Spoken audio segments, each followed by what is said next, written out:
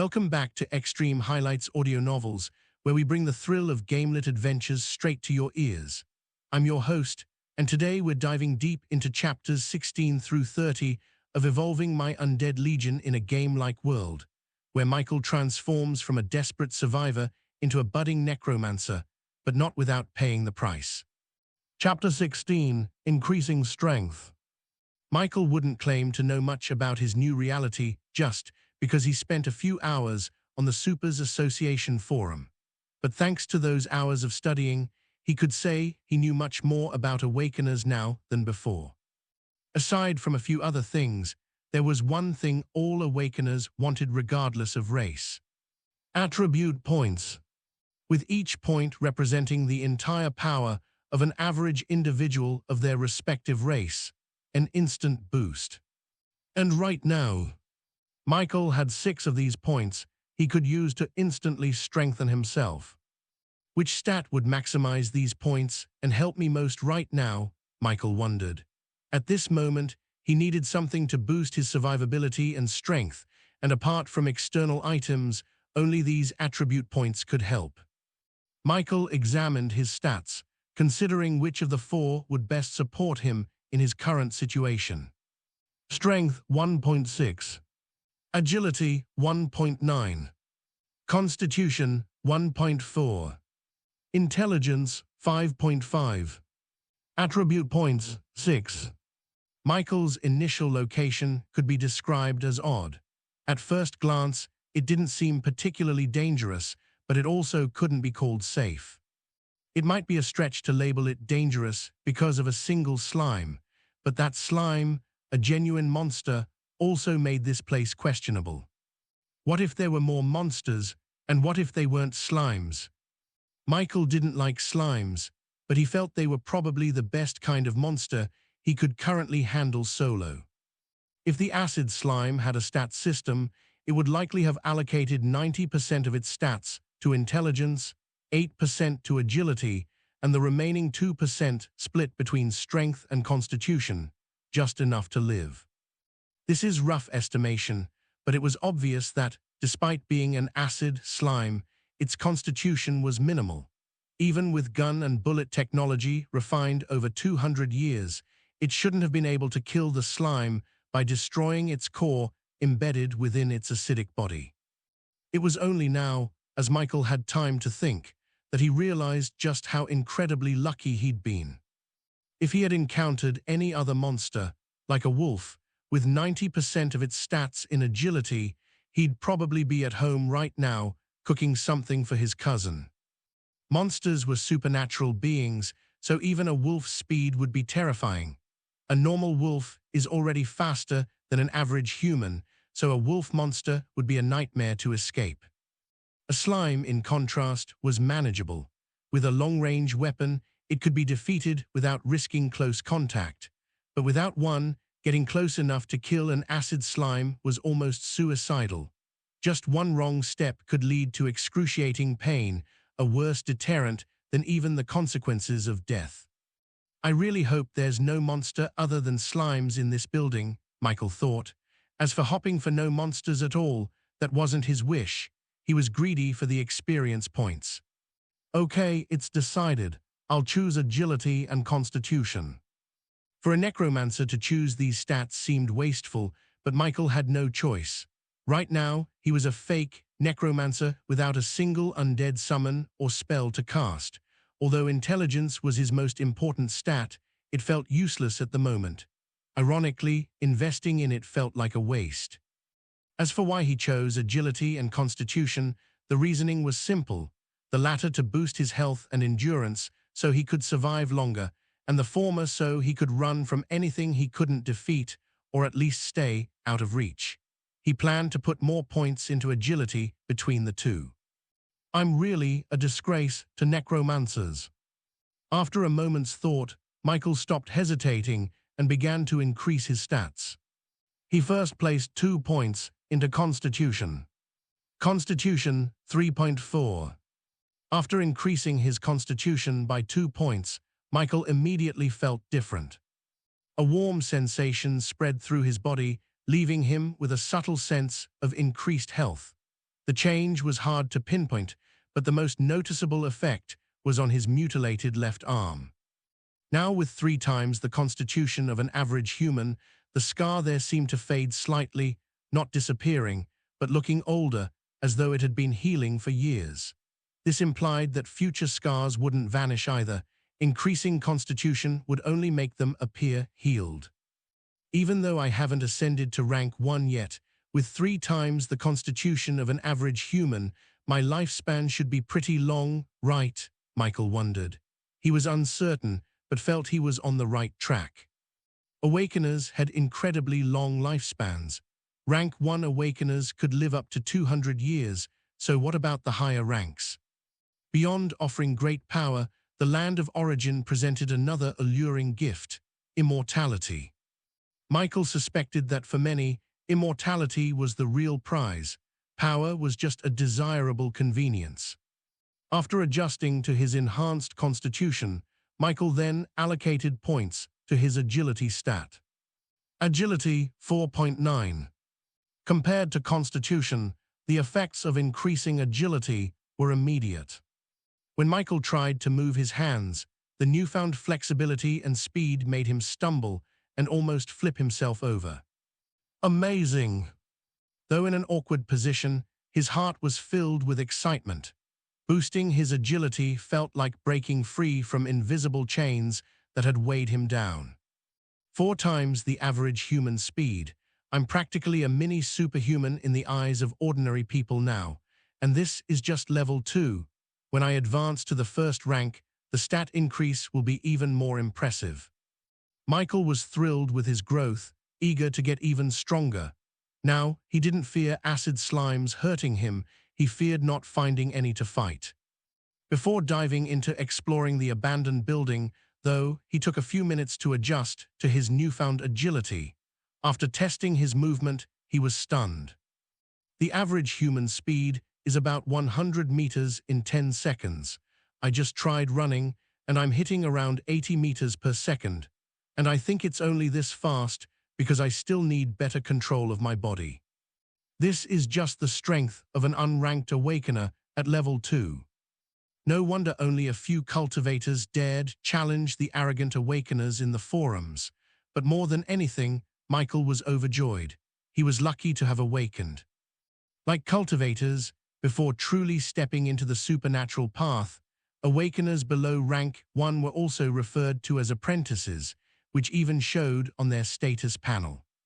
But considering his current strength, even a new rank 1 knight might not necessarily be as strong as he was now, right?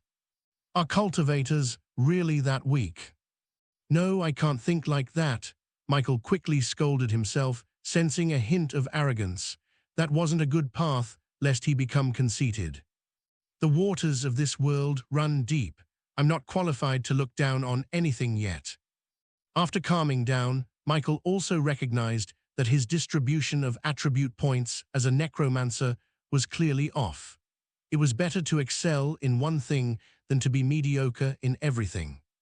But the issue was, he didn't have a choice. Right now, strength mattered most for leveling up, and more importantly, survival. As for necromancy, since he'd need to kill a monster first to have an undead summon, he could only hope that, if he did encounter one, it wouldn't be too strong. There's nothing I can do about it now. I'll leave it to fate.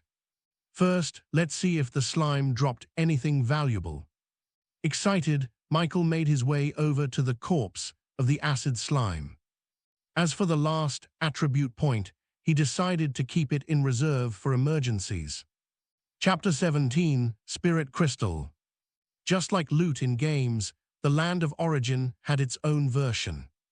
The difference was that you couldn't simply touch a monster's corpse, shout loot, and watch materials burst out. While occasionally a monster corpse might burst out some loot, most of the time, the corpse itself was the loot, and you had to manually dismantle it to get what you wanted. However, there was one common type of loot that usually appeared from dead monsters. Unranked Spirit Crystal. I actually got a Spirit Crystal on my first kill, so lucky. Michael picked up the transparent crystal, which contained a bright, solidified liquid. Spirit crystals, said to be superior to mana crystals, the advanced version of mana stones, were highly valuable. They were materials that could only be found in abundance in the land of origin. Mana stones were cultivation resources that both cultivators and awakeners could use for their growth. A mana stone could increase cultivation speed by up to 3 times. This meant that using a mana stone for 1 month of cultivation was equivalent to 3 months of normal cultivation. The value of a mana stone was clear. Then there was the advanced version, the magic crystal, which could boost cultivation speed by up to 5 times.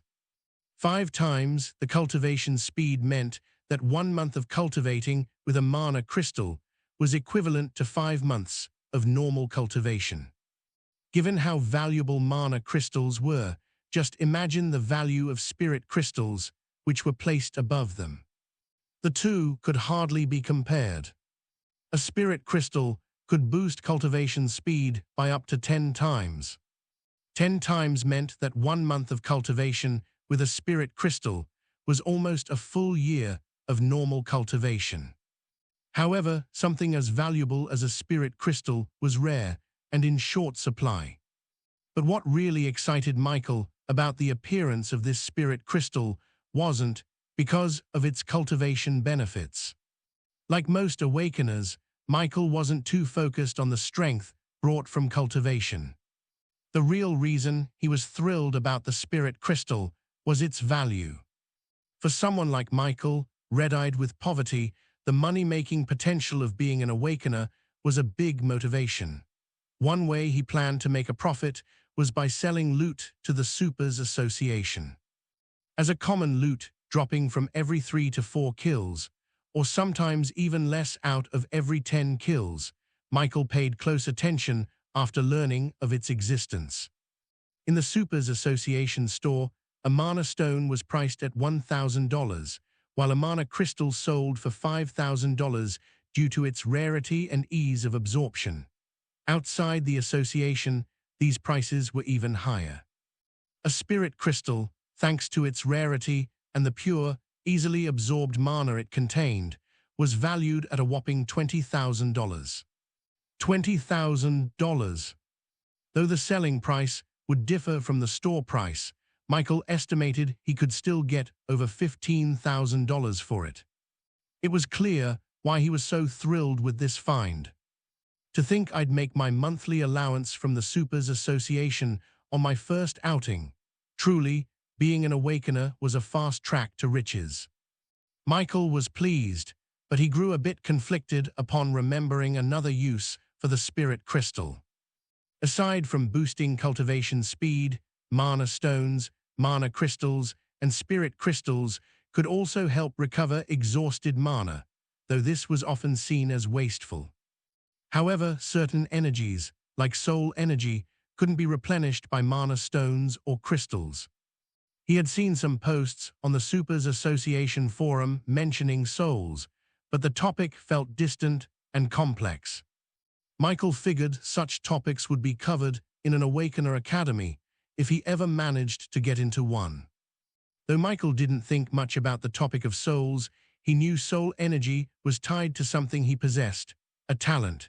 Talents were considered an advanced form of spells but were more powerful, as most skills couldn't match their capabilities. Talents didn't require mana to use. Instead, they needed soul energy, a resource no awakener could ever have enough of, making talents a sort of pseudo-trump card. Since soul energy wasn't the same as mana, it couldn't be restored by mana stones or crystals. If an awakener didn't want to wait for soul energy to recover slowly on its own, a spirit crystal could be used to replenish it. This made spirit crystals especially valuable to supernaturals who relied on soul energy, not just awakeners or talent holders.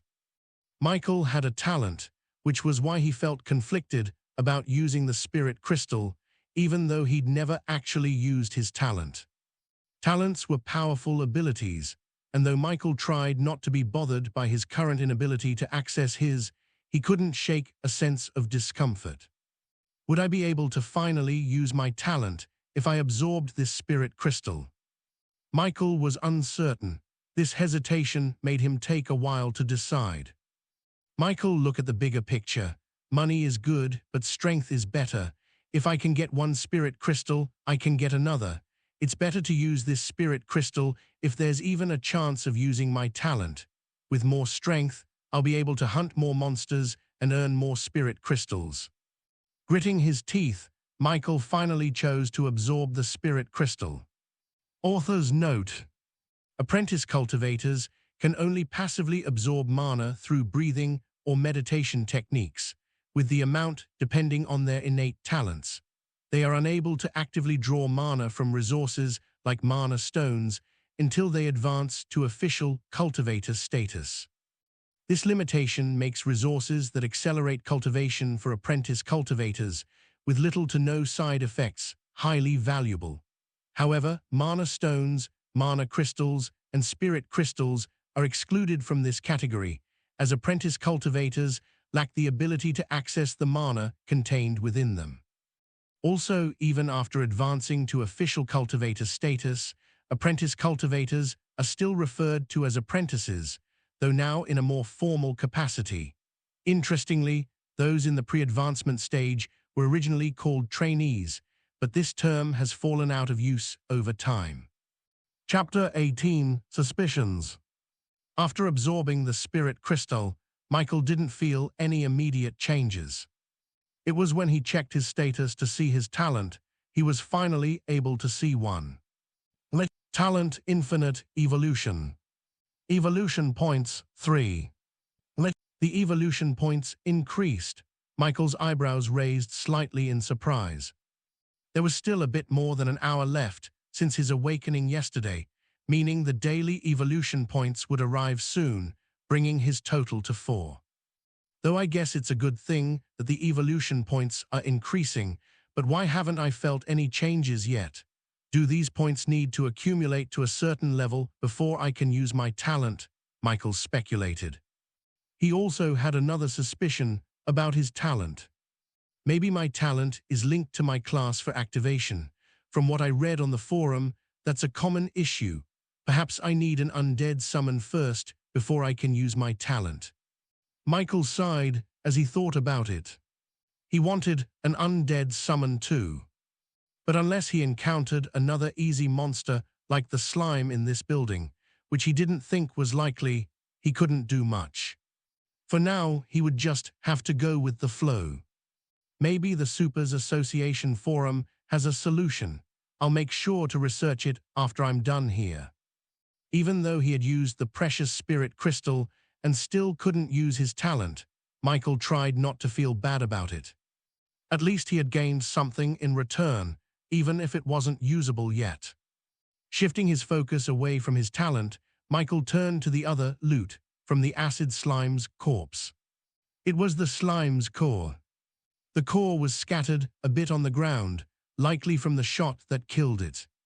I don't know if this is worth anything, but I'll take it just in case. Not willing to throw anything potentially valuable away, Michael gathered the acid slime's core, which was about the size of a ping-pong ball, and placed it into his mark of origin. Afterward, he retraced his steps back to where he first encountered the slime, following the trail it had left behind. Michael did this to gather the bullet casings he had dropped, while trying to distance himself from the slime's acid shots. Unfortunately, some bullets had been destroyed by the acid slime during the chase, though a few managed to survive intact. Of course, just because the casings were damaged didn't mean Michael was letting go of the intact bullets inside. Every bullet was worth money, and he wasn't about to be generous and leave them to nature. After gathering all the casings he had dropped, Michael returned to scanning his surroundings.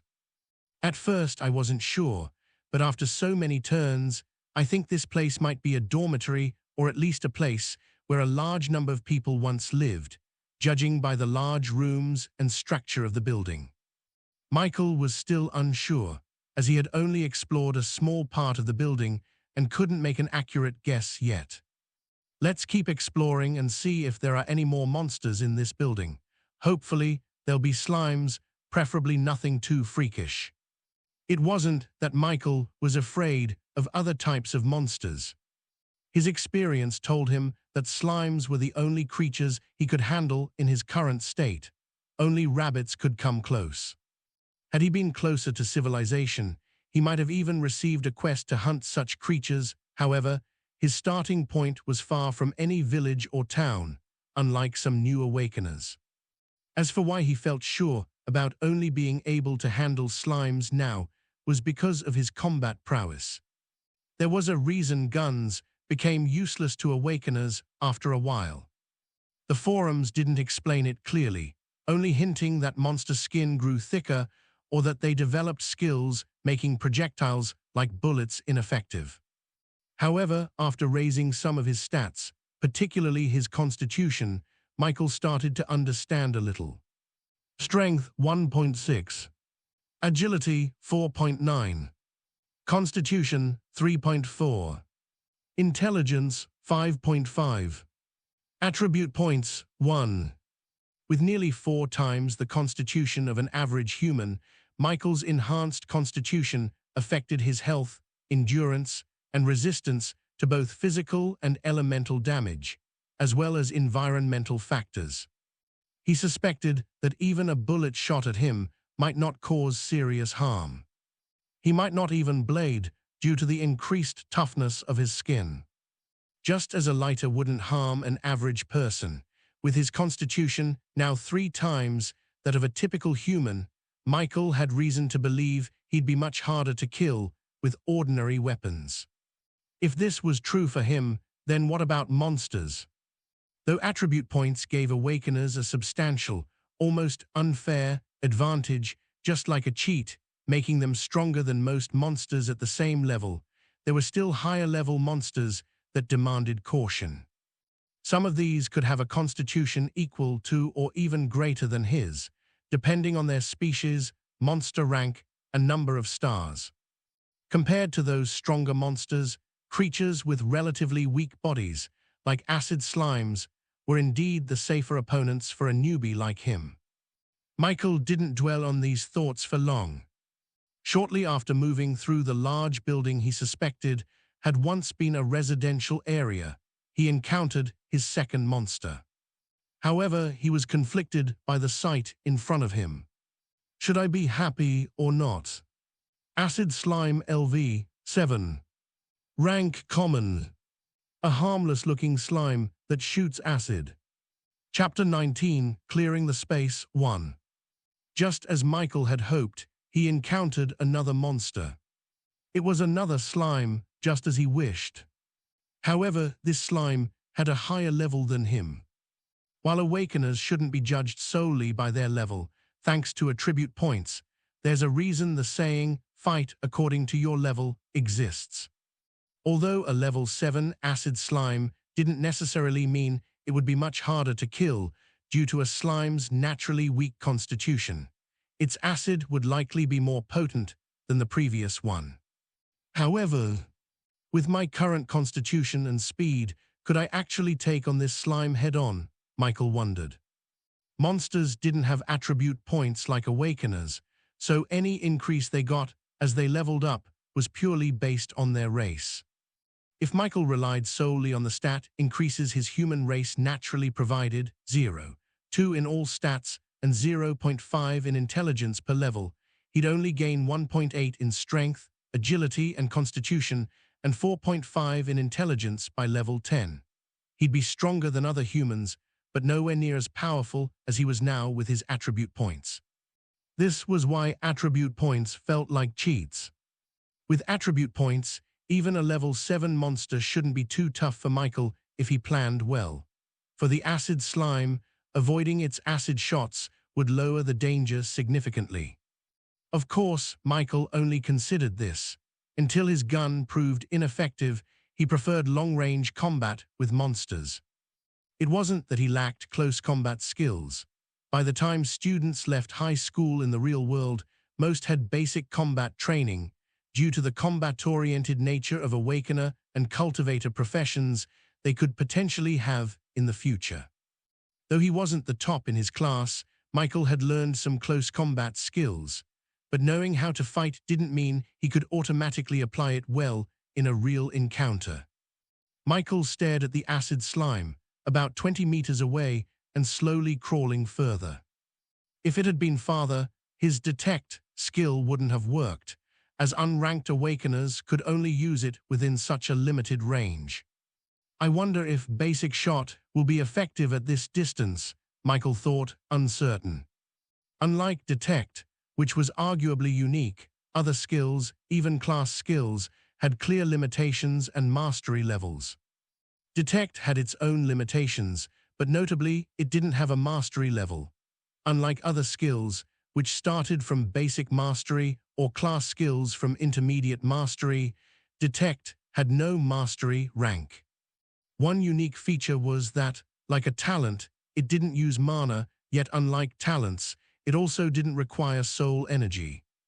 The only valuable information he found in his research was that detect could be considered a passive skill, a rare type that required no mana to activate and functioned constantly. Active skills, in contrast, needed to be manually activated using energy. Yet despite this classification, detect still didn't quite feel like a typical passive skill. Michael was intrigued by the nature of the detect skill, but when he searched the forums, he found only basic information, with no mention of its unique properties. His first thought was that this was due to his authority level in the Supers Association, which was only level 1. If detect required a higher authority to learn more about, it confirmed its unique nature. Perhaps, he thought, it might even have something to do with the uniqueness of the land of origin itself, rather than just the skill's effects. Other skills, however, were generally more straightforward once one became familiar with them. Most skills didn't mean immediate effect upon activation. Just because an awakener had the fireball skill, for instance, didn't mean a fireball would instantly appear upon activation. Instead, activating a skill provided the caster with knowledge and an instinctual feel for its workings, making it easier to use. The higher the skill's mastery, the deeper the knowledge and ease of use. Take basic shot, the skill Michael acquired. Activating it wouldn't immediately fire a bullet. Instead, it would instinctively guide him on how to hold the gun, aim, and shoot, an improvement over his earlier, more random attempts. As his mastery improves, the more the skill would feel like second nature to him. Chapter 20, Clearing the Space 2. As thoughts raced through Michael's mind, he raised his gun, aiming at the distant acid slime. Michael quietly activated his skill. Basic shot. Immediately, he felt an instinctive awareness. His grip was wrong, his aim was off, his posture needed adjusting. Step by step, Michael made each correction, guided by the skill's influence, while keeping his focus on the unaware slime in the distance. Despite the skill's assistance, it took Michael about 20 seconds to make these adjustments. He could still sense more room for improvement, a result of his low mastery of basic shot. With higher mastery, aiming and shooting would feel like second nature. He'd be faster, more precise, without needing to think. The miraculous effect of his skill left Michael speechless. For the first time, handling a gun felt natural. Though the skill hints I could improve even further, this is already leagues beyond my earlier fumbling. All I need is to raise my skill's proficiency and mastery. No wonder the Federation wants awakeners. We really are like cheats, quick power-ups, instantly mastering skills that should take years to learn. As a necromancer, if I were an archer, wouldn't I already be a sharpshooter? How can ordinary people compete with this? Sure, both are powerful, but the teachers were really wrong to say awakeners and cultivators were equal. It's not surprising, though, since the world barely understands these two professions in the first place. Is this a deliberate concealment by the Federation, or is there a bigger picture here? Despite the whirlwind of thoughts, Michael's focus never wavered from the acid slime. As soon as he locked onto the monster with a steady aim, he pulled the trigger without hesitation. Bang! A soft sound echoed through the long hall. The gunshot wasn't loud, thanks to the silencer. Pui. Unlike his first encounter with an acid slime, where he missed every shot, this time Michael's first bullet struck true. It didn't kill the slime, but the hole close to its core showed it was a near hit. Basic shot is so powerful, Michael praised in his mind as he began to retreat. Though close, the shot hadn't reached the core, and now the slime was aware of him. No eyes or ears, yet it still senses, truly a freak of nature, Michael thought, revealing his dislike for slimes. But it's slow. Even though monsters didn't have attribute points, Michael expected the level 7 acid slime to be stronger. However, aside from the intensity and range of its acid attacks, its speed was barely different from the last one. If it's this slow, then there's nothing to fear. This didn't mean Michael would be reckless. Despite his increasing confidence, Michael knew little about slimes and their potential abilities. However, seeing the slime's slow pace, Michael figured he could potentially finish it off with his refined spear from the Supers Association store. But Michael decided against it. For now, the slime couldn't reach him, while he could still land shots from a safe distance. With this strategy, he could continue leveling up until his bullets ran out or his gun became ineffective. Then, he'd consider close combat. After circling around, following his previous path back to the room, he'd first arrived in avoiding unexplored areas to prevent running into more monsters. Michael finally managed to bring down the acid slime. You killed a common LV7 acid slime. You've gained 103 experience points. You killed a monster 5 levels higher than your own, earning a 6x experience multiplier. You've gained 618 experience points. Level up. You have leveled up to level 3. Level up. You have leveled up to level 4. You've leveled up to level 4 human. You've gained 0.4 stat points in strength, agility, and constitution. You've gained 1 stat points in intelligence. You have gained 4 attribute points. You've leveled up to level 4 Necromancer Apprentice. You've gained 0.2 stat points in strength and constitution, 0.6 stat points in agility, and 1 stat points in intelligence. You have gained 8 attribute points. Chapter 21, Clearing the Space 3. After the acid slime died, Michael felt a surge of power flood through him. His mind sharpened, his strength increased, his defense tightened, and his speed quickened. I leveled up, Michael thought happily. Unlike the previous level up, where he only felt pain, this time he could clearly sense the changes that came with leveling up. And since he leveled up twice in a row, the boost in strength was even more pronounced. Excited, Michael immediately checked his status to see the results. Status. Name, Michael Normans. Class, Necromancer Apprentice. Level 42. Exp 48600. Strength 2206. Agility 5910. Constitution 4006. Intelligence 7520. Attribute points 13. Skills Undead Summoning, Undead Revival, Detect, Basic Shot. Talent Infinite Evolution. Class Skill Contract Slot 0/8. Gift Mark of Origin. Seeing his newly updated status, Michael felt a surge of emotion. In just a little over an hour in the land of origin, he had transformed into someone monstrous by human standards. What thrilled Michael most was the increase in his attribute points, the foundation of his power. The sight of 13 attribute points filled him with joy. 13 attribute points. Including the one I saved from my previous level up, I gained 6 from leveling up to level 3 and another 6 from reaching level 4. Should I use them now? Michael was a bit conflicted, like having a sudden windfall without knowing where to spend it. even though the possibilities were endless. Considering how he might leverage these points for another power boost, Michael paid attention to his stats. My strength is now twice that of an average human. Even though it's my weakest stat, it's still very strong. For now, I don't need to increase it since I haven't felt the need. Strength wasn't a priority for a Necromancer, but without any undead under his command, Michael was still essentially operating as a fake one. Then there was his agility. It increased by an entire point, bringing my agility to nearly 6 times that of an average human. I'm probably not inferior in speed to most level 8-10 monsters unless they're specialized in agility. Michael felt confident in his assessment.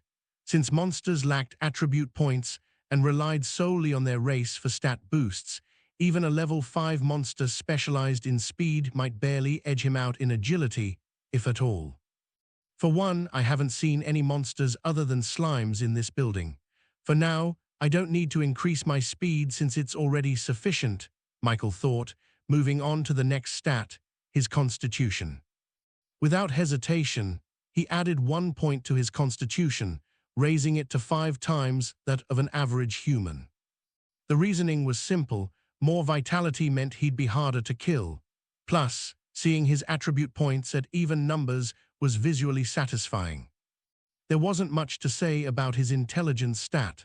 For now, it remained largely useless. One intriguing aspect of stats was that, when a stat related to one's class reached increments of 20 points, there was a 50% chance of gaining a new skill. Sometimes, one could even gain skills related to other, unrelated stats for every 20-point increase.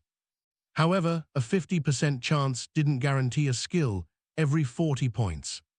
One could potentially accumulate 100 points in a stat without receiving any skill. With his 13 attribute points, Michael could have invested in intelligence to try unlocking a skill, but it would be a risky gamble. If he failed, there'd be no undoing it. Even though Necromancer Awakeners are rare, I doubt I'm the first whose starting location has made it inconvenient to have an undead. There should be a solution on the Supers Association forum. I'll check it out once I'm back. Ultimately, Michael decided to save his attribute points for later when he'd truly need them. His current strength was already sufficient. Closing his panel, he approached the corpse of the acid slime. Unfortunately, the only loot he found was the acid slime core, no spirit crystal this time. Michael wasn't too disappointed. He'd anticipated it. If spirit crystals were common, they wouldn't be so precious. Stashing the acid slime core in his mark of origin, Michael set off in search of more monsters. Chapter 22, Clearing the Space for 2 hours later. After thoroughly searching the abandoned building, Michael managed to kill 13 more slimes and leveled up. Unfortunately, even with this number, the experience he gained wasn't enough to raise his level by more than 1. As his level increased, it began to match that of the slimes in the building. The extra bonus experience points he earned from defeating higher-level monsters had little impact, as the strongest slime he encountered was only level 7. Most of the slimes Michael fought ranged from level 4 to level 5. Still, Michael wasn't discouraged. At least he wasn't in significant danger while leveling up. It was well known that as one's level increased, it became progressively harder to advance. There were 2 main reasons for this. 1, the risk factor. Fighting stronger monsters carried greater risks. Most Awakeners avoided recklessly endangering their lives and instead preferred steady, gradual growth. After all, they had time and no inherent bottlenecks. Sooner or later, their accumulated experience would lead to leveling up. 2, scaling challenges. As Awakeners grew stronger, so did the monsters. The advantage provided by attribute points diminished over time. For instance, common-grade monsters could only reach a maximum of level 21 with 3 stars.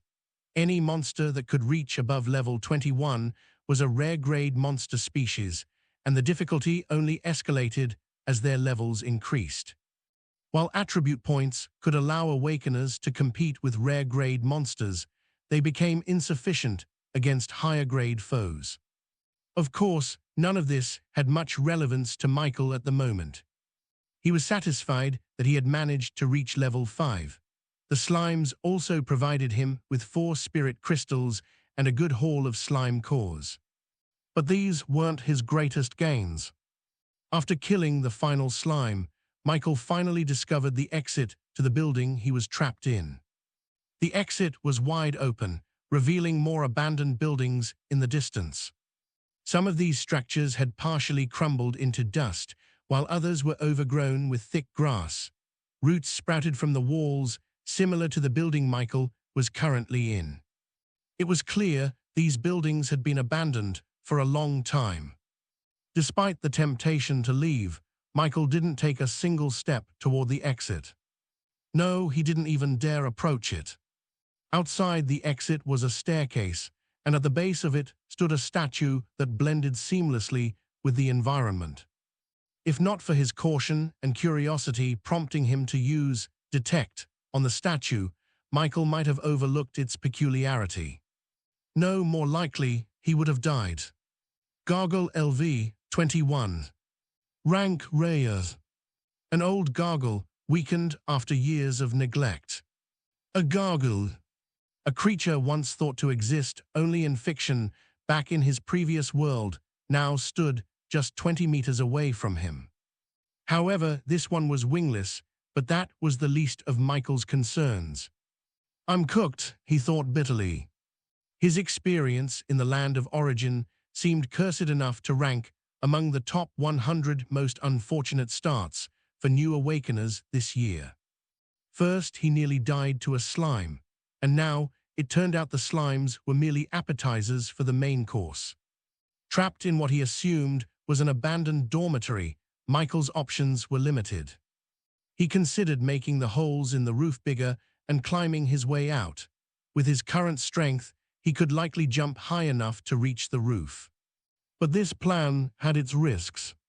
For one, the noise could attract attention. Perhaps the gargoyle outside had noticed him but refrained from attacking because he was already inside the building it guarded.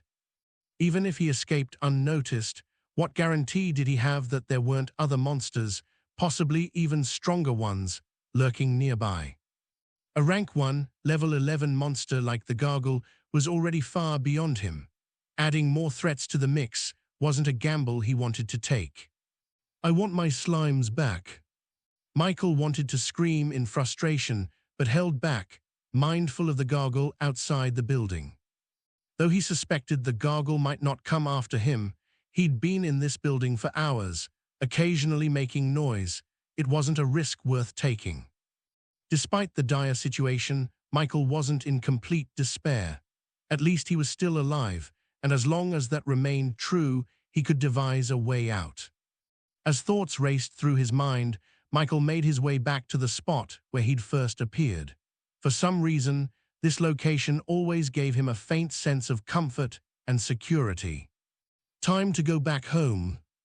After several hours of running around, even though he was much stronger now, Michael was both physically and mentally drained. He carefully scanned his surroundings, ensuring no threats lurked nearby that could ambush his defenseless body.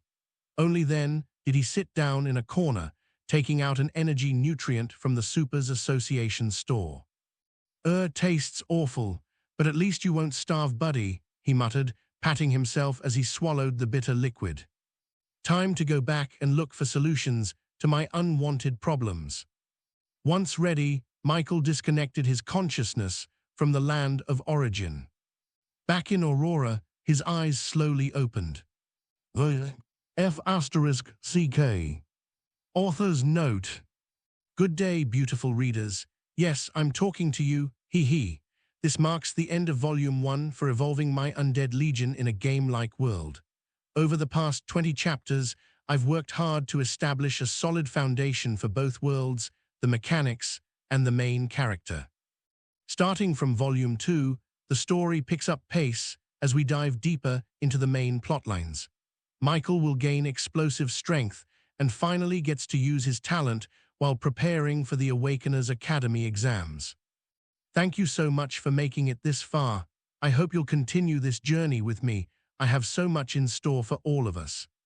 Also, please share your thoughts about Volume 1, what could have been done better, what you liked or disliked, and what you're looking forward to in Volume 2. Chapter 23, Posting on the Forum. Michael felt conflicted about his first day in the land of origin. On one hand, it had been exciting. He had narrowly survived being killed by a slime, escaping disfigurement by sheer luck. On the other hand, it was downright terrible. His first battle had been a life-and-death struggle against one of the weakest species, a slime, and just as things seemed to improve, he encountered an even bigger boss. "Is this what they mean by being at the gate of heaven, yet unable to enter?" he muttered, still lying on his bed, staring at the ceiling in silence. But despite the chaos, Michael couldn't deny one thing. However, it wasn't like there weren't any gains. Though his first experience in the other world left much to be desired, it gave him what he sought: strength. Status. Name: Michael Normans. Class: Necromancer Apprentice. Level 5-4. Exp 114,800. Strength 2512. Agility 6,450. Constitution 4331. Intelligence 8540. Attribute points 18. Skills: Undead Summoning, Undead Revival, Detect New, Basic Shot New. Talent: Infinite Evolution. Class skill: Contract slot 0/10. Gift: Mark of Origin. Michael had only been in the land of origin for about 3 hours, yet compared to yesterday, when he first awakened, his growth was astonishing. Those seniors on the forum were so right. The land of origin is no game, even though it looks like one, but it's truly an amazing place, he muttered in awe. A second later, his mood dipped into depression. Yet even with all this growth, I still don't have any undead as a necromancer. My supposed highest stat, intelligence, is about to be overtaken by agility. Am I really a necromancer, or am I becoming an assassin instead? Pausing, he chuckled bitterly. No, scratch that. I should be an archer. My only working skill is basic shot, and it doesn't even use mana. It's a physical skill fueled by stamina. Michael mockingly shook his head in helplessness as he stood and stretched his stiff muscles. Afterward, he grabbed his phone from the desk. 307, he read. That's roughly 3 hours spent in the land of origin. I left here a little after noon, and it was approaching noon there before I left. Aurora's time is probably 3 to 4 hours ahead. Of course, the time zones of Aurora and the land of origin were unrelated, being completely different worlds. Still, Michael used the time difference as an estimate. With that thought lingering, Michael sat in the chair by his desk and logged into the Supers Association forum on his phone. This time, he wasn't just searching for answers, he planned to ask directly. Michael had too many uncertainties, and searching blindly for solutions without even knowing the right terms felt like trying to find a rumored treasure in the middle of an ocean. Conflicting first day in the land of origin. Michael began by detailing his experiences, his initial location, the eerie ruins, and how, as a necromancer, his environment didn't offer any way to have an undead. He also explained the challenge posed by the rank 1 monster blocking his path and sought advice on what to do next. The Supers Association reportedly had over 70,000 Awakeners. Though Michael wasn't sure how many were online, the forum currently showed 10,000 active users. Surely, among them, someone, Awakener or even Cultivator, would have advice for his predicament. As Michael waited for his post to be verified, he browsed the forum to pass the time. He had barely reached the homepage when a trending topic caught his attention. Changes in the Federation. What's this? Michael muttered, intrigued. Changes in the Federation, he repeated thoughtfully, recalling something he had pondered back in the land of origin. The Federation's focus on Awakeners had always seemed odd to him. Most people, especially younger generations, only knew that the Federation valued Awakeners. The exact reasons remained unclear. They were also made to believe that cultivators were comparable to Awakeners, with the primary distinction being cultivation speed. However, as a new Awakener, Michael already knew this was inaccurate. He didn't claim to be an expert on cultivators, but access to the forum had expanded his understanding. For instance, a rank 2 Knight elite, supposedly 10 times stronger than the average human, could easily be matched by a level 5 Awakener who hadn't even advanced yet.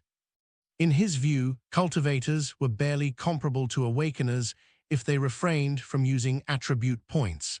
This was an undeniable gap, yet the public was deliberately led to believe otherwise. Michael suspected this misinformation served a purpose. Perhaps it was to prevent despair among those who failed to awaken, or maybe it aimed to avoid creating an intense social divide between Awakeners and cultivators. This social divide was evident on the forum, but in the real world, most people likely saw Awakeners and cultivators as only slightly different, both possessing great powers but nothing vastly superior. All of this seemed suspicious, and Michael felt certain only the Federation knew the truth. Now staring at the trending topic, curiosity got the better of him. He tapped the post. Chapter 24 Thoughts. The post's author was a level 2 member of the Supers Association, one rank above Michael. It had also been published just a day ago, taking that time to gain enough traction to trend on the forum. Changes in the Federation. Name Billy Storman. Level 2. Date published Thursday, 18th of the 7th month, year 228 of the new era, 1 day ago. I'm a mage commander studying at the Moonstone Cultivation Academy. A week ago, I returned home for vacation. Normally, when the academy grants a break to prepare for incoming college exams, we older students usually choose one of two options: spend some time with our families before resuming training, or head straight to the dimensional cracks for training.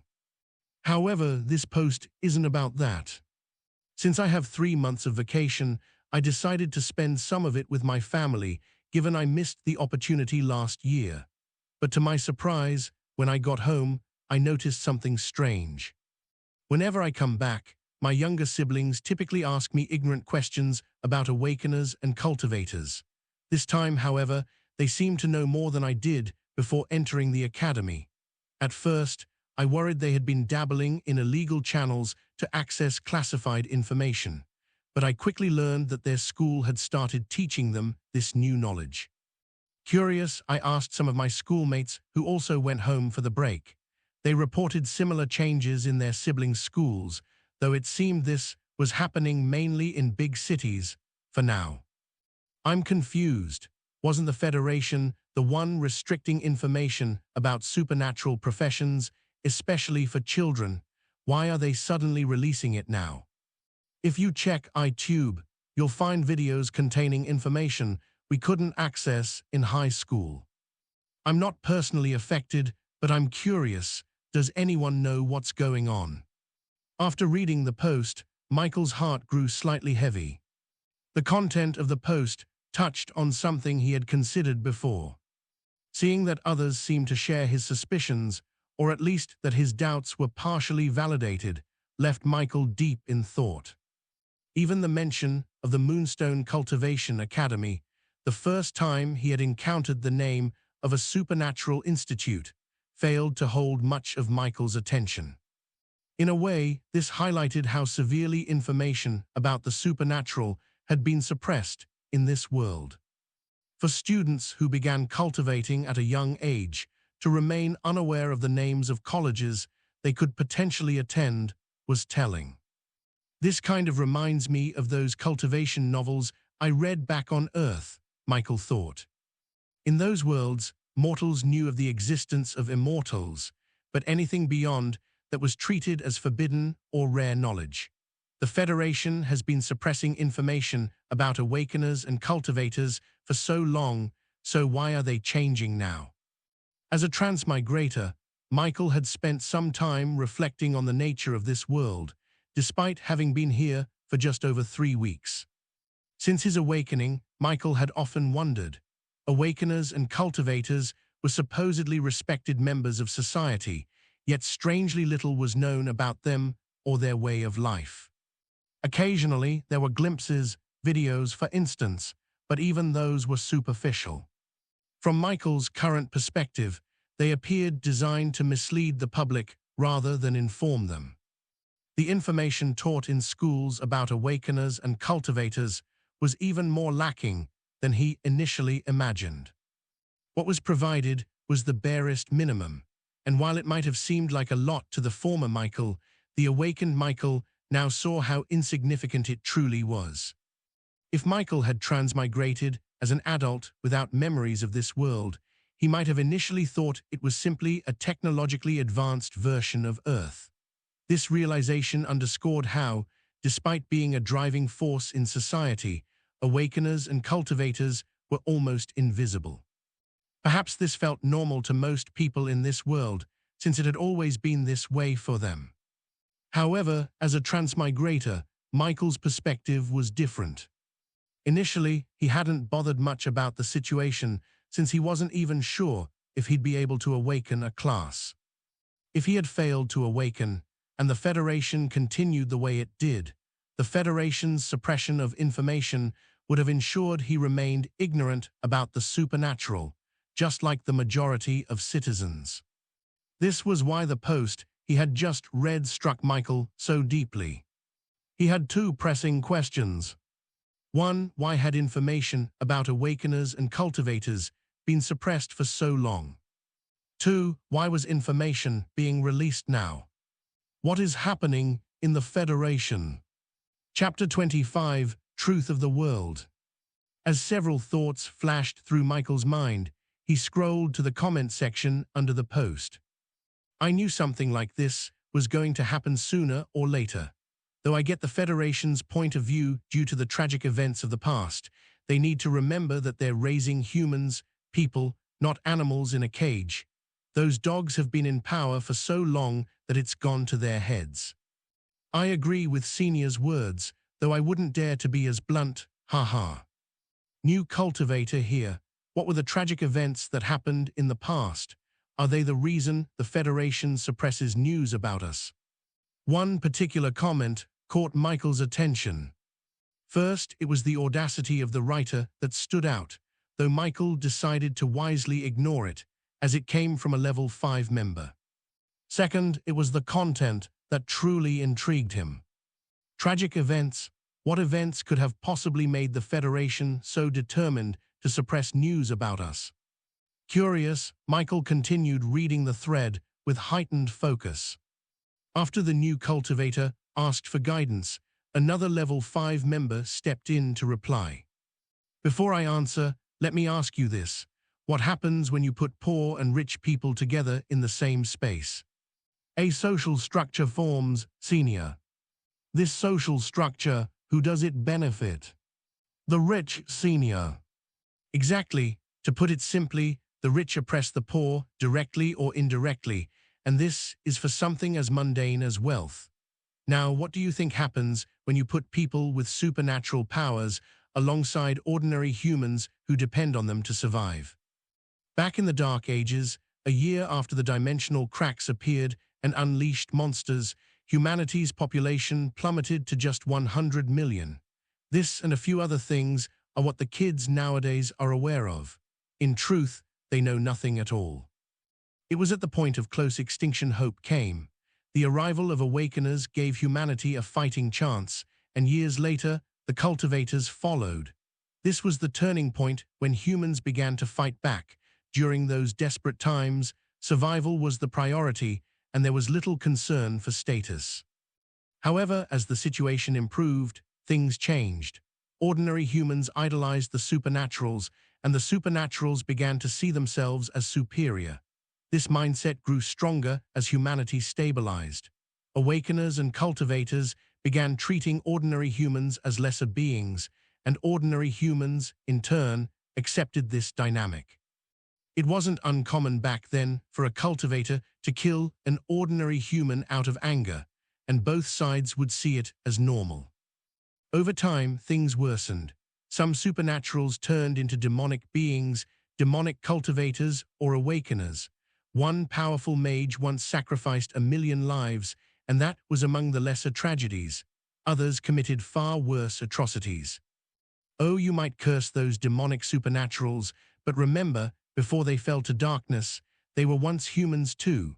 Even you can't deny that, with your powers, you've started to see yourself as superior to others. Reading this made Michael's heart heavy. The senior was right. Slowly but surely, he had begun to see himself as superior, not to humans, but to cultivators. Yet, if he viewed himself as above cultivators, who were already higher than ordinary humans, wasn't he essentially agreeing that ordinary people were beneath him? With a heavy heart, Michael continued reading. He now knew what the previous level 5 member meant by tragic events of the past. Yet, this still didn't fully explain why the Federation suppressed knowledge about awakeners and cultivators. When demonic cultivators grew more rampant, the powerful figures in the government stepped in to suppress them. But here's the brutal truth: we are indeed superior to ordinary humans. Denying this would be hypocrisy. And because of this superiority, the Federation decided to prevent another crisis by isolating ordinary humans from supernatural matters while creating a separate space for us. They suppressed news about supernatural's powers so ordinary people wouldn't realize the vast difference between them and subconsciously consider themselves inferior, just as in the Dark Ages. At the same time, they worked to redirect supernatural's focus away from meddling in ordinary people's lives. This led to the creation of two worlds, one for supernaturals and another for ordinary humans. Even cultivator trainees below college level are taught only how to cultivate, with martial discipline imposed on them much like ordinary humans. This created a sense of equality, and the method worked for decades, preventing the rise of demonic supernaturals. But alas, it also made us weaker as a whole. Billy Storman, thanks for answering, seniors. We were taught about this in school, but I'm still confused. How does suppressing information about us make us weaker overall? And what does this have to do with the Federation releasing bits of information now? After reading the senior, level 5 member's words, Michael fell into deep thought. It was only after a while that he snapped out of it. Demonic awakeners and cultivators, the Dark Age, and the Federation's actions. I'm truly ignorant of the world I'm in. Michael's heart felt heavy. The senior's words revealed that he was surrounded by a fog of ignorance. Fortunately, as an awakener, he could slowly clear this fog and learn more about the truth of the world. Turning his attention back to the comments, Michael couldn't help but reflect. Though we were taught about the Dark Age in school, it was definitely not as revealing as this. The saying that history is written by the victors is true. Who knows how much of what we were taught as history is actually the truth? The more he discovered about the public's ignorance of the world they lived in, the heavier his heart grew. To some extent, he could relate to the senior's frustration. While he understood the Federation's desire to avoid creating an obvious social structure between supernaturals and ordinary humans, it also felt like they were treating humans like livestock. This realization left Michael conflicted. The Federation, which once seemed like the good guys, now felt much more ambiguous. Demonic cultivators, the senior said they were suppressed, not eradicated.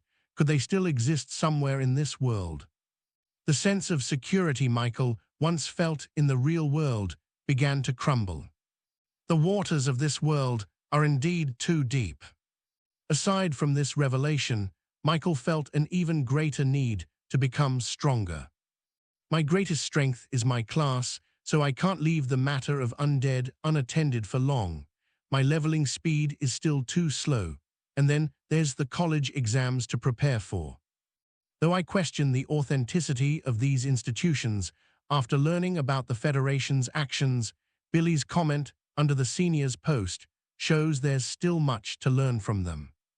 But compared to my peers who awakened 2 years ago, and even those who awakened last year, I'm far behind. With only 3 months of preparation, there's little to no time. Michael clenched his fists, determination welling up within him. I must get stronger. As several thoughts flashed through Michael's mind, he turned his attention back to the comments section. There was something the senior had said that left him confused. We're weaker overall. Thankfully, Billy, the author of the post, had asked the same question, and another individual, though not a level 5 member this time, but a level 3, responded. Saying we're weak overall, what the senior meant is that the public no longer has a strong drive for strength. You might think they do, but they don't.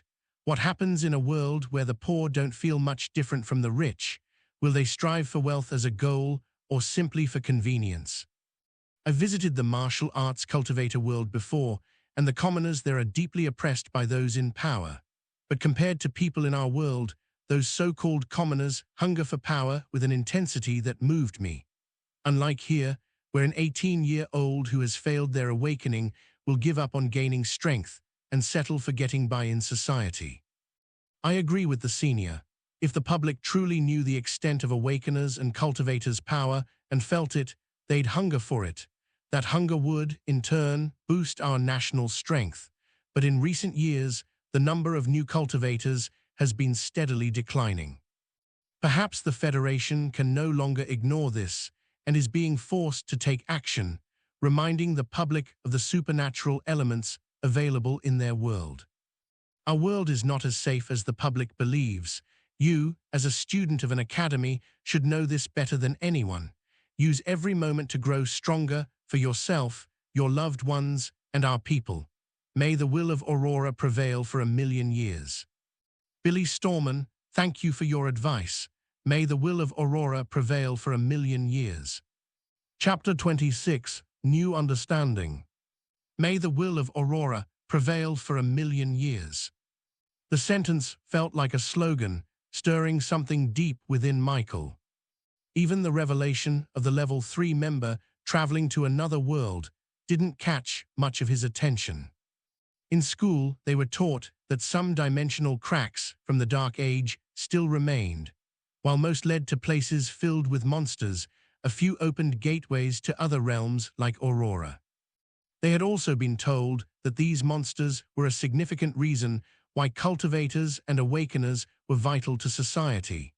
Yet, the seriousness of it all had eluded him back then, as the topic was presented in a light, almost casual manner. Even combat classes felt more like physical education than actual preparation for life-threatening situations. Reading the comments section under Billy's post, however, shattered that illusion. Michael realized that reality was far harsher than what they were taught. Aurora wasn't safe. Whether the threat came from monsters, demonic supernaturals, or something else entirely, he didn't know. But one thing was clear, he needed strength. Whatever the Federation's motives were for gradually unveiling the truth to the public, Michael understood that he had to be ready for whatever followed. He tried to dig deeper into the comments, hoping to find more insights about the Federation's actions, but nothing else was as informative as the comments from the seniors. Most were either empty speculations or cheap imitations of what had already been said. Realizing he wouldn't find anything more useful, Michael dismissed the post. Curious about the truth of the world he lived in, Michael began searching for topics he had never considered before. His first search focused on the Dark Age, but the information available mirrored what he had been taught in school. However, when he searched for demonic supernaturals, he discovered new insights. Thankfully, his level 1 membership granted him access to this information. For one, his suspicion that demonic supernaturals still existed was confirmed. Michael learned that both the Federation and students from Cultivation and Awakener academies occasionally hunted them. However, details about their recent actions or larger operations remained inaccessible to him. Still, knowing they were still a threat made his heart grow heavier. Next, Michael delved into dimensional cracks. Beyond the simplified descriptions given in school, where they were portrayed as harmless as neighboring countries, he discovered that the reality was much grimmer. It wasn't the monster-filled cracks that posed the greatest danger to Aurora, but those leading to other realms. These cracks introduced him to a new term: invader invasions. Michael learned that some civilizations on the other side of these cracks sought to expand their control over Aurora, resulting in ongoing wars. This revelation shocked him. Despite the end of the Dark Age, Aurora was far from safe.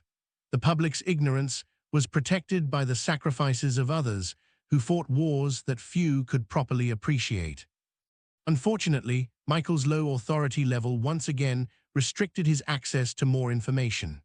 Still, he gleaned enough to know that Academy students like himself were regarded as reserve soldiers for the Federation, tasked with defending Aurora from both internal and external threats alongside the military.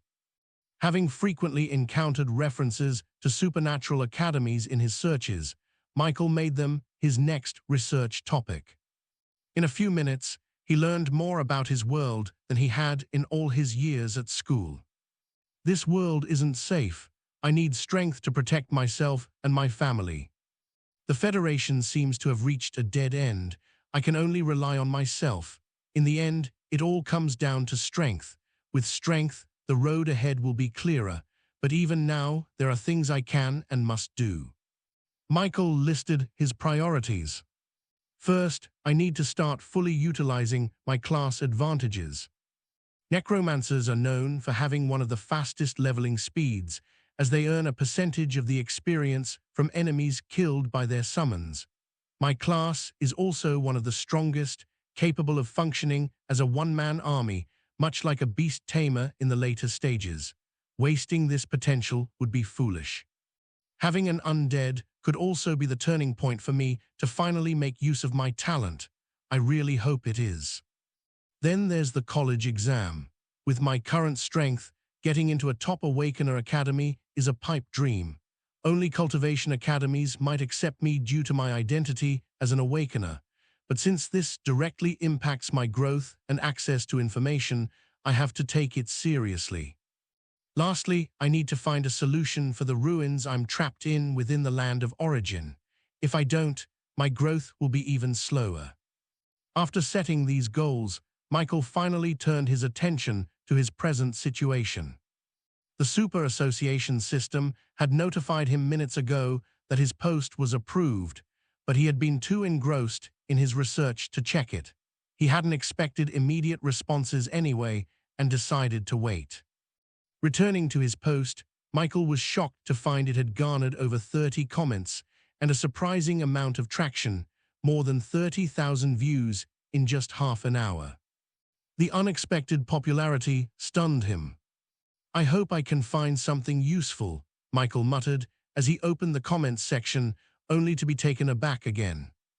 To his surprise, nearly no one seemed concerned about his struggles as a necromancer. Instead, the majority were fixated on his initial location, ignoring the topic of his post entirely. I don't know if I should call you lucky or unlucky. Lucky because you somehow stumbled into a ruin every Awakener prays for, and unlucky because you're too weak to explore it, stopped by a mere level 21 monster. A level 21 monster, weak.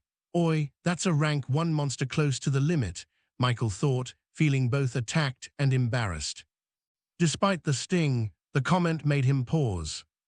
Ruins. Michael had read novels back on Earth where such places brimmed with treasures, but back in the land of origin, he hadn't been thinking about ruins. His focus had been on scouring dorm rooms for mist slimes, not the ancient significance of his surroundings. Curious, Michael continued reading other comments. Gargoyles are artificially created monsters, so it's almost certain you're in a ruin. As 3-star rare-grade monsters, their weakest are usually around level 20. Given your description of the ruin, it's clearly very old. Gargles don't lose levels even after 50 years, so the ruin you're in is at least 200 years old. The older the ruin, the more valuable its treasures. I'd say you're lucky, kid. Just don't die there before enhancing your strength by leveling up in real life. This comment, far more informative, caught Michael's attention. Checking the commenter's profile, he saw they were a level 4 member. Michael's curiosity deepened. He had recently searched for the meaning behind the Super Association's member levels and now understood their significance. Level 1 members, unranked to rank 1 Awakeners and rank 1-2 Cultivators, Apprentice and Elite. Level 2 members, rank 2 Awakeners and rank 3-4 Cultivators, Commander and Master. Level 3 members, rank 3 Awakeners and rank 5 Cultivators, King level. Level 4 members, rank 4 Awakeners and rank 6 Cultivators, Emperor level. Level 5 members, rank 5 Awakeners and rank 7 Cultivators, Demigod level. Realizing this, Michael felt a newfound respect for the seniors in the forum. Those level 5 members were akin to demigods in strength. They truly deserved to be addressed with such reverence. With his current power, Michael couldn't even begin to fathom the strength of a being addressed as a demigod. He also noticed a distinct pattern. Starting from rank 5 in the cultivation power system, King level, the gap between Awakeners and Cultivators began to narrow. An Awakener rank was no longer comparable to 2 Cultivator ranks, at least on the surface. Perhaps Cultivators experienced a significant boost at King level, but Michael wasn't worried. Awakeners wouldn't stagnate either. They grew stronger with each rank advancement. Of course, a King-level cultivator was still far beyond Michael's reach and deserving of respect. The Awakener who responded to his post was a level 4 member, making them comparable to an Emperor-level cultivator, just below the demigod rank. As an Awakener, they might even stand a chance against a demigod. It was clear this level 4 member was a senior as well. Michael hurriedly gave his thanks. Fortunately, I wasn't desperate enough to do something reckless. I might have missed this once-in-a-lifetime opportunity, Michael thought. Dying in the land of origin came with heavy consequences. Not only did one lose 10% of their stats permanently, but their location also changed. If Michael died in the ruin, he could kiss it goodbye. The senior's advice also reminded him of something he'd read earlier about dimensional cracks. These cracks were under Federation supervision, and gaining access required either Supers Association membership or Academy enrollment. While Michael wasn't an Academy student, his Supers Association membership granted him access to cracks within his member level's limit. This realization gave him hope. Now that he had clarity on his location, Michael shifted focus to the next issue. Fortunately, someone among these ruin-obsessed Awakeners remembered I'm a Necromancer in distress. Chapter 27, Solution. Bro, fellow undead user here, haha. Funny thing is, I ended up in a situation just like yours, stuck in a location where I couldn't even get an undead. It was near the outskirts of a kingdom's capital, right where the headquarters of a massive religion and their pope reside. I'd have been deader than dead if I tried summoning an undead there. Honestly, your situation isn't that bad. Just head to the Supers Association and buy a monster corpse. It's not even that expensive. The cheapest ones go for about 3,000 at least, so it's pretty affordable. Since I had the funds, I bought several level 10 monster corpses, haha. You can also check out the monster breeding centers in your area, but they usually sell corpses for way more than the Supers Association does. Michael checked the name of the commenter. Giovanni Lorenzio. The name was quite fancy. Giovanni was also a level 1 member, just like Michael. From the tone and first sentence of Giovanni's comment, Michael deduced this bro was likely a peer, a fellow new Awakener. Whether this bro was 16, 17, or perhaps even his exact age was unknown to Michael, though he couldn't care less. What mattered most was the comment's helpfulness. Why didn't I think of this? Michael muttered, tapping his forehead. Of course, the Supers Association would be a good solution for getting an undead. He shook his head, feeling helpless that such an obvious solution hadn't occurred to him before. While Michael didn't know that the Supers Association sold corpses, as it wasn't something listed in their forum store, they could undoubtedly grant him access to places where acquiring a monster corpse wouldn't be an issue, such as dimensional cracks. With their access to dimensional cracks, it also made sense that the association would have access to monster corpses. As for breeding centers, though unfamiliar with them, Michael wasn't surprised by their existence. Almost every teenager under 18 aspired to either become an awakener or a cultivator. However, most were realistic enough to understand that awakening was left to fate, making cultivation the hot choice. As a result, nearly all students practiced some form of cultivation. Though the Federation suppressed information about awakeners and cultivators, a few videos still leaked. While they didn't reveal the full extent of their powers, the fact that the strongest unofficial cultivation apprentices were twice as strong as the average human was enough to inspire young people. Maybe if they knew there were strong cultivators who could crush monsters 100 feet tall, they'd take cultivation more seriously, Michael thought. But with the Federation now releasing more information about supernaturals, perhaps more students would grow interested in cultivation and take it seriously under the allure of supreme power. Returning to the topic of breeding centers, Michael wasn't shocked by their existence.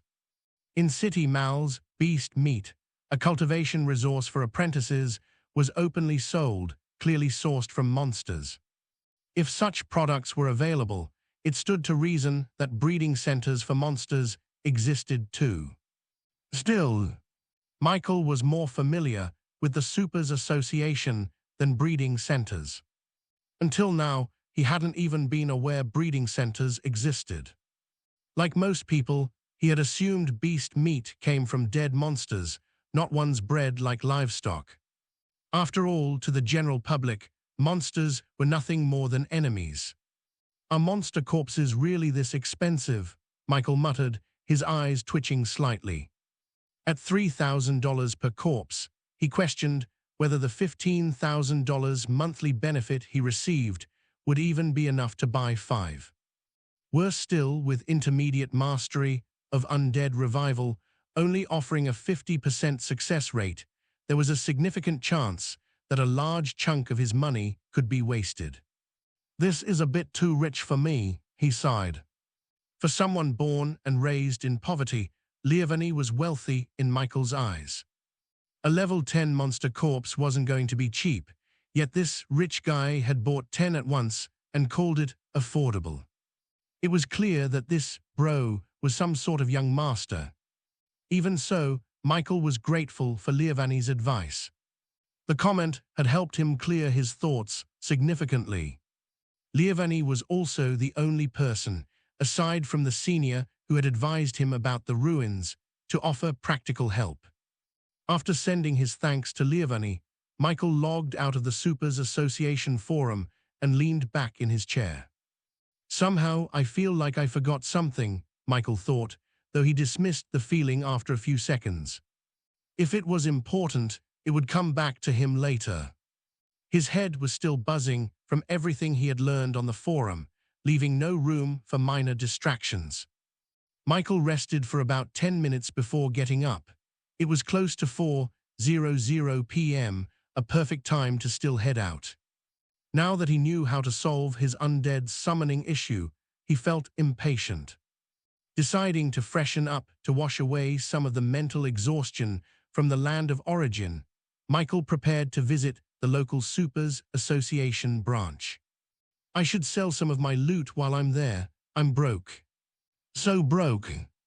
After leaving his apartment, Michael was fortunate to find a cab quickly to take him to the Supers Association. While waiting briefly for transportation, he had an impulsive thought: to run to the association at full speed and play superhero, recreating the Flash in this world. However, laziness won out in the end. That and the very real possibility of injuring someone along the way. Michael didn't want the Federation breathing down his neck.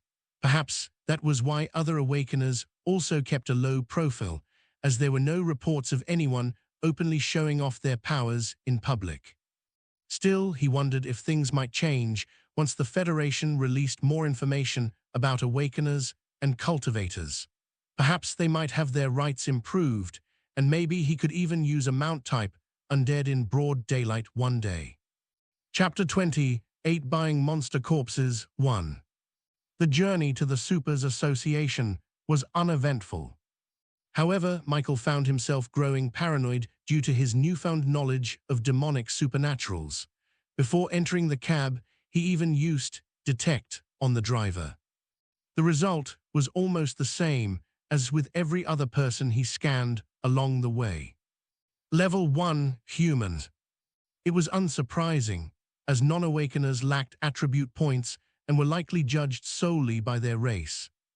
Michael recalled that a human level-up granted +02 to all stats and +05 to intelligence. By level 11, a human's average stats would match those of a new official night cultivator, roughly twice as strong as the average person. Coincidentally, this corresponded with the first rank in the night cultivator system. However, Michael wasn't entirely certain about the level representation of non-awakeners when using detect. It was possible that a level 10 human was more than just a human leveling up 9 times. Until confirmed, it wouldn't be wise to assume someone's prowess solely based on the level displayed. Michael was also lucky to even encounter a middle-aged man in his late 30s, the only level 11 human he met during the trip. He remembered reading on the forum when he read about members' level that only awakeners and official cultivators under the age of 20, with rare exceptions above that age, had access to the Supers Association forum. It was noted in bold that individuals in their 30s rarely had access. It was evident that those lacking cultivation talent were left to live average lives. The Federation likely saw no benefit in sharing core supernatural knowledge with them, avoiding unnecessary risks. From this perspective, Michael found himself agreeing with the Federation's approach. He could easily imagine how panicked his aunt, who had lived her entire life in ignorance, would feel upon learning the truth about the world at her age. Would it be the crushing realization of her lack of talent that devastated her, or the fear that her children might become entangled in dangerous circumstances if they awakened or proved talented in cultivation? Michael's vivid imagination even suggested that such despair could be exploited by demonic cultivators to recruit fresh blood. Humans, after all, were complex beings capable of compromising their morals to fulfill their desires. Yet Michael also recognized another side to the issue. If people like his aunt had been exposed to these truths earlier in life, while still young enough to adapt, they might have grown accustomed to it, just as those who lived through the Dark Age had learned to endure suppression under the supernaturals. Slowly, Michael began to understand the seniors who sighed at Aurora's current state. It was becoming increasingly clear that over 90% of its residents were delicate greenhorns, fragile enough to crumble under the slightest pressure. In this regard, Earth had an edge over Aurora. Back on Earth, even young children were aware of the world's harsh realities. In emergencies, widespread panic was less likely to erupt among Earth's population, but Michael wasn't as confident about Aurora. If the truth was revealed or a crisis arose, it might lead to an increase in demonic supernaturals instead. It wasn't impossible. While some people might be inspired to work harder after witnessing part of the full extent of a cultivator's power, potentially increasing the nation's strength and reducing pressure on the front lines, which was likely the Federation's goal, others, especially the less talented, could succumb to desperation. Demonic cultivators might exploit this desperation, offering forbidden methods to gain strength and seducing the vulnerable into their ranks. It wasn't impossible. How many people back on Earth had committed terrible acts due to poverty? If the absence of wealth could drive such actions, the lack of supernatural power could potentially lead to even worse outcomes. Anyway, the future was currently none of Michael's business. With his strength, he wasn't qualified to worry about it. If the sky fell, there were stronger people than him to hold it up. "Thanks for the ride," Michael said, paying his fare after scanning the payment code. "You're welcome," the driver replied politely. Without looking back, Michael made his way into the Supers Association. This was his second time personally entering the building. Just like yesterday, the exterior appeared quiet, but the interior was bustling with activity. Is it soundproofing magic or something? Michael wondered. Also, like yesterday, he noticed several young faces, likely new Awakeners who had come to register today. As expected, there were fewer than yesterday. The notable difference was that most were casually dressed, unlike Michael and the others who had shown up in their uniforms the previous day. As he observed his surroundings, Michael lined up at the same queue, leading to the receptionist who had assisted him during registration. Though they weren't particularly familiar, Michael preferred speaking with a familiar face about his matters. The queue wasn't long, so in about 20 minutes, he reached the receptionist. "Good evening," Michael greeted as they made eye contact. "Good evening, sir. How may I assist you today?" the lady replied with a professional yet slightly more genuine smile, indicating she recognized him. Michael didn't waste time and went straight to the point. "Are there any monster corpses available at the association? Also, I'd like to sell something," he said.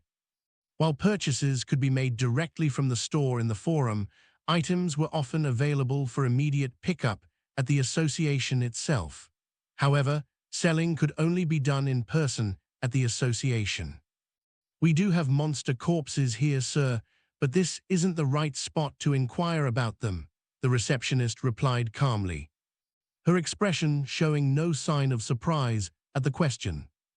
"I see, my apologies. Where should I go?" Michael asked softly, feeling a bit embarrassed for wasting her time. With a sweet smile, the receptionist pointed in a specific direction and provided clear instructions. "You'll find a counter with a sign that says Trade Center. That's where you can buy and sell whatever you need." "Thank you," Michael said sincerely. The receptionist nodded in acknowledgement, and Michael immediately headed toward the Trade Center. The Supers Association branch building was quite large, but it wasn't difficult to locate the area. The Trade Center resembled a shop, with a wide window counter behind which sat a middle-aged man reading a book. The man's face bore a long, hideous scar, instantly sparking Michael's curiosity.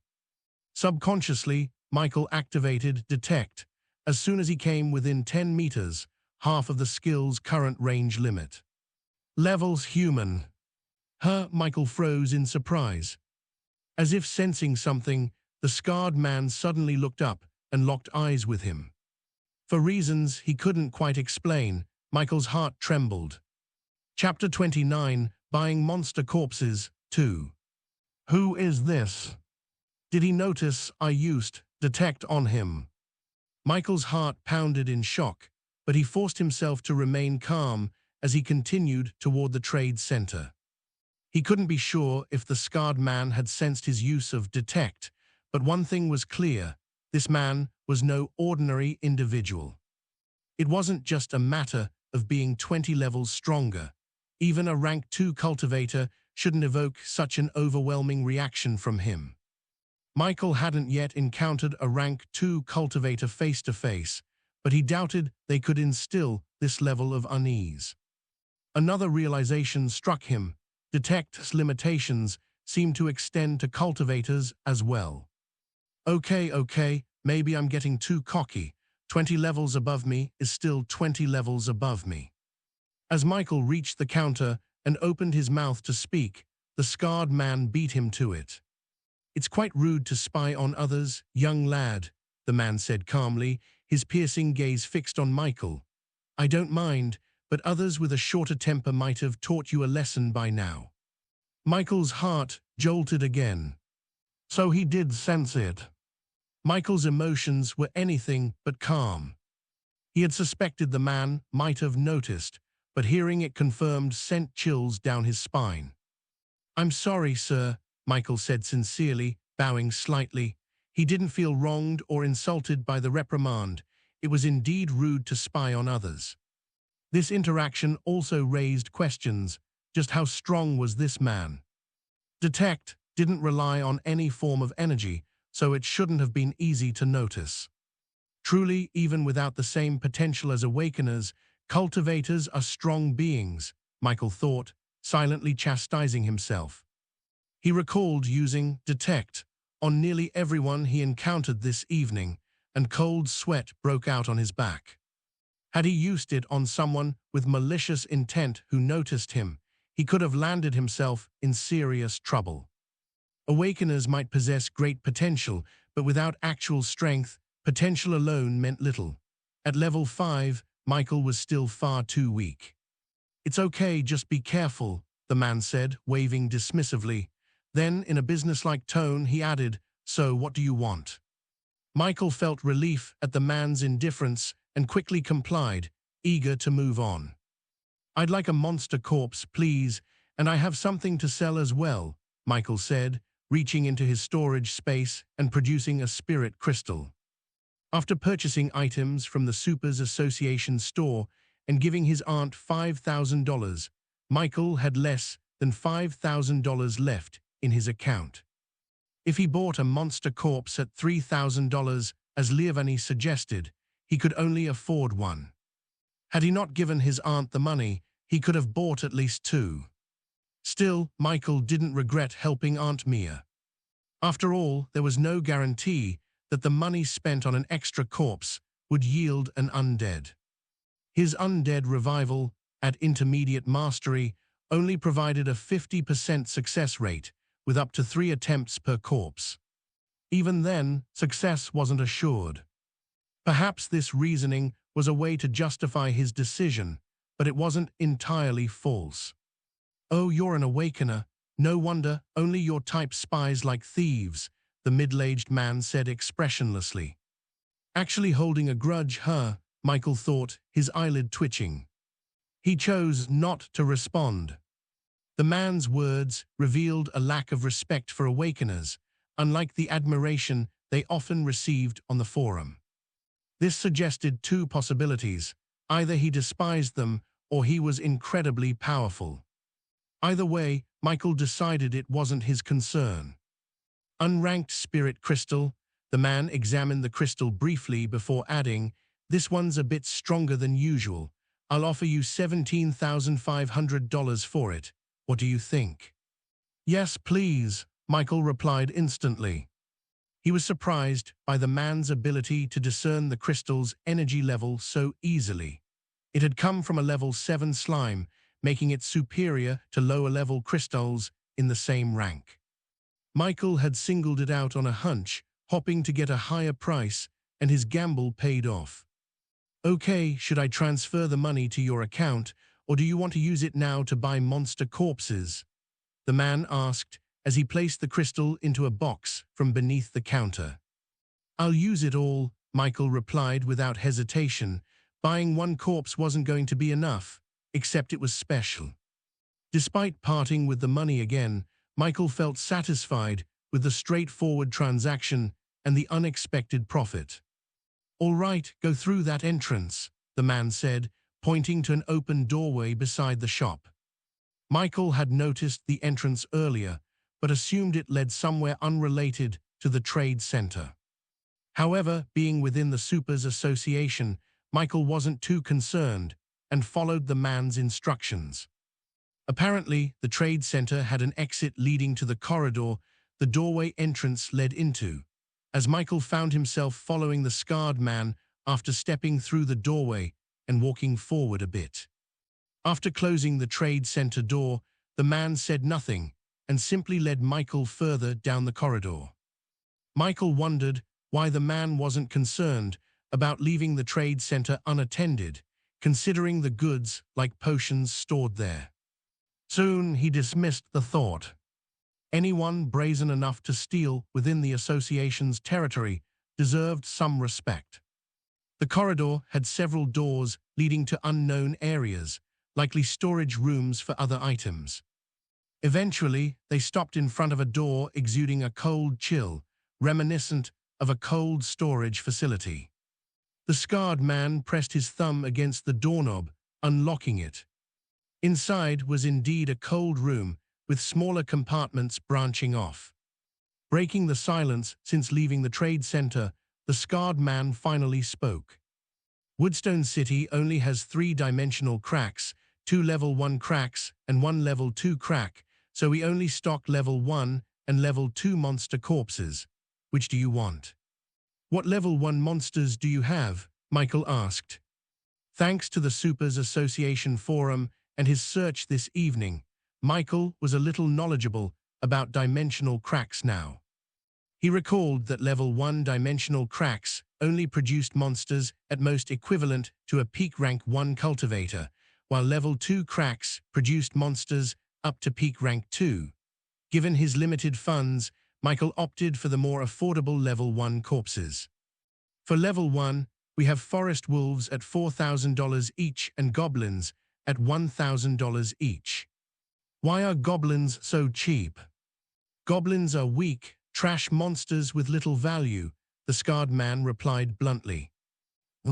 Michael refrained from commenting, already growing accustomed to the man's bluntness. Can I choose the bodies myself? Michael asked, hopping to select corpses with higher star ratings, which meant higher level limits. Fortunately, the scarred man nodded in agreement. What monster do you want to start with? Let's start with the forest wolves. Chapter 30, Creating an Undead. Though the storage room was cold, Michael's constitution allowed him to endure it without much discomfort. The scarred man led Michael to a compartment containing the corpses of forest wolves. They were stored on bunked shelves, 2 bodies per shelf, with 6 rows in total, 12 corpses altogether. Michael wasn't sure if this was a large or small number, but it felt like the latter. He briefly wondered why the association kept monster corpses in the first place, but the scarred man's cold demeanor dissuaded him from asking. Eager to finally get his hands on material for creating his undead, Michael began using Detect on the Forest Wolf corpses. Forest Wolf LV 2. Rank Common. Dead. Forest Wolf LV 4. Rank Common. Dead. Forest Wolf LV 5. Rank Common. Dead. Forest Wolf LV 2. Rank Common. Dead. Michael's requirements weren't high, he simply needed a monster above 1 star.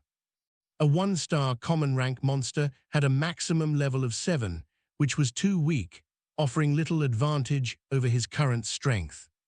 A 2-star common rank monster could reach rank 1 level 4 level 14, which was barely acceptable in his eyes. Michael hoped to find a 3-star corpse. However, while it would allow for growth to level 21, he knew that a level 21 common rank monster would be inferior to a 3-star rare rank monster of the same level like the Gargle back in the land of origin. Rank wasn't just about potential, but also reflected racial superiority. Even within the same species, bloodlines could vary in nobility and strength. This was evident in the difference between harmless 1-star slimes and 2-star acid slimes. Michael didn't need a powerful 3-star rare-grade monster like the Gargoyle that had halted his exploration in the land of origin. Not to mention his inability to kill 1, rare-grade monsters were rarely unranked, and even if they were said to rival Awakeners, even factoring in the advantage of attribute points. He doubted he could even afford one if the option existed. In his opinion, a few 1-star rare-grade monsters at the peak of rank 1, level 25, or in rank 2, above level 25, paired with several 3-star common grade undead at level 21, rank 1, level 11, should be enough to overwhelm the gargle, provided he planned well. Unfortunately, no 3-star forest wolf corpses were available, and even the 2-star corpses he found didn't exceed 3. In the end, Michael purchased the 3 2-star forest wolf corpses and stored them in his mark of origin. As for the goblins, Michael didn't even bother. According to a post that mentioned slimes, goblins were grouped in the same category.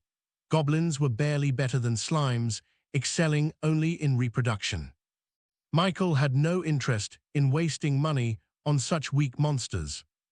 What he didn't expect, however, was how his opinion about goblins, or any so-called weak species, was about to change. After leaving the storage room, Michael provided his account details to collect the remaining $5,500, which would raise his balance back above $10,000 once transferred. He decided not to sell the other 3 spirit crystals he had. They might prove useful after creating an undead, assuming his talent demonstrates something, or for replenishing mana during the revival process, which consumes a significant amount. Spirit crystals were a better option for recovery than waiting for natural regeneration or relying on mana stones, crystals, or potions. Michael also remembered the slime cores he'd collected and decided to check if they could be sold. Surprisingly, the association accepted them. While slime cores weren't particularly valuable, selling for $100 each, Michael managed to earn $1,500 by selling 15 cores. As for why he hadn't sold them earlier alongside the spirit crystal, the reason was simple: he'd forgotten. The earlier event caused by him using detect on the scarred man, followed by their rapid exchange, had shifted his focus. Unlike spirit crystals, he never considered slime cores important. After exchanging farewells, though the scarred man only responded with a nod, Michael quickly exited the association building and hailed a cab home.